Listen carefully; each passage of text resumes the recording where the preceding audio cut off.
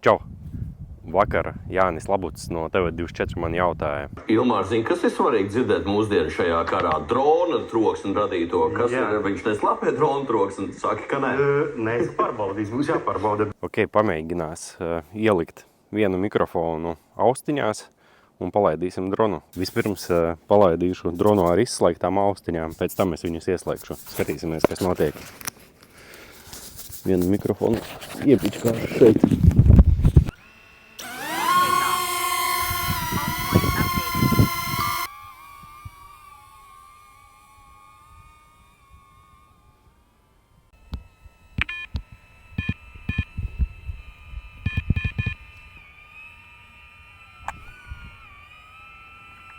No raustiņām ir riktīgs pastiprinājums.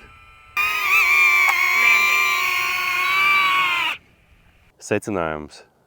Drona tuvošanos noteikti ar aktīvajām austiņām var dzirdēt labāk. Protams, dzird arī visus apkārtējos trokšņus un tie nedaudz var mulsināt. Bet citādi austiņas neslāpē drona skaņu, bet tieši pastiprina.